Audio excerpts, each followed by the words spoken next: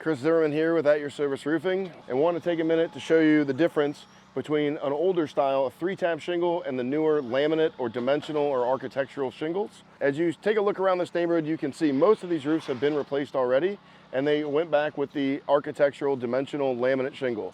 Those are all three words used for the same thing. Architectural, laminate, and dimensional all mean the same thing. What they're replacing are the old 3-tab shingles, and there's still a few of them left in the neighborhood here. This is a shingle we took off of the roof that we're just now installing, and you'll notice it's a 3-tab, meaning there are literally tabs cut. But this is a single strip shingle, and it has the tabs cut into it to create the look. Where you see it's discolored is because the shingle above it came down and covered it. So the lighter faded out area is where it's been exposed for the past 15-20 years to sunlight, where the rest of it has been hidden under another shingle. So we're going to take a head gauge here, and basically what this does is it shows the thickness of a shingle. It starts wide on this end and gets thinner as we move back, so we know how thick that shingle is. The old 3-tab shingle here, we're going to slide this on until we feel resistance, and it's right here. So this tells us that this is a 25-year shingle, and that's okay. What really I want to see is the difference between the new shingles and the old shingles. So now when we slide this on, you see we only go to here.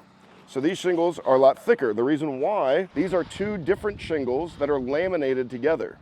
So what you'll see here is the headlap, the part that's not going to be exposed, and this overlay are all one shingle. But this is a separate shingle. You can tell on the back here where they are laminated together. You can see the line where these two shingles would come apart. Now, if you try real hard, you can actually pull these apart, and I'll show you what that'll look like. So basically what we have is the base layer shingle here. Then you've got this. Again, the headlap with the overlays, or dragon's tooth, whatever you want to call these appliques.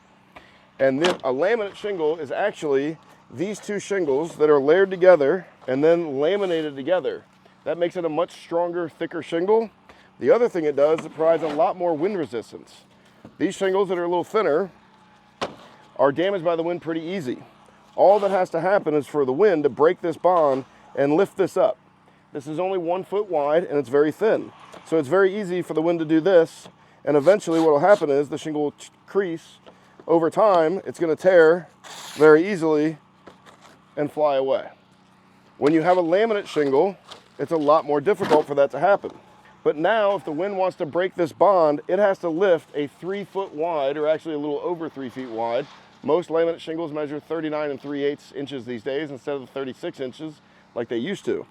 But it still has to lift a whole section of 36-inch or 39-inch shingle and bend all of it. That's a lot harder to do. These shingles also have this overlay piece, which adds more weight, more thickness, making it even more difficult to bend. Wind ratings are great under testing facilities, but those are controlled environments. In the real world, when we're out in the neighborhoods, we see 3-tab shingles that have wind damage very regularly. Roof systems that have a laminate shingle are far, far less likely to be damaged by wind. In fact, this exact neighborhood, we've installed about 30 or 40 roofs in over the years, and about 4 years ago, a tornado went through here, and I mean went through this neighborhood.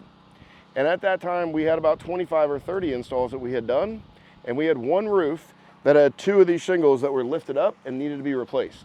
But that was the extent of damage on any roof that we had done, because we were using a high-grade material, Owen's Corning laminate shingles, and we were installing them properly according to code and according to the manufacturer specifications. So while most of this neighborhood looked like a war zone after that tornado, our roofs were virtually untouched. There was hardly any damage in the entire neighborhood on 25, 30 installs that we had done. Again, if you use good quality materials, you install them according to the manufacturer and according to code, you're gonna have a good roof system that'll provide you peace of mind for years and years. Well, I hope this video brought you a little peace of mind on how to understand the materials that are going on your roof, or how to choose the right contractor, or whatever it is that you took from this video. If this did provide value to you and provide you peace of mind, we'd appreciate it if you liked the video, subscribe or follow us. And if you're in the greater Cincinnati area and you need help with your roof system, give us a call at 513-549-5551 or visit us at aysroofing.com.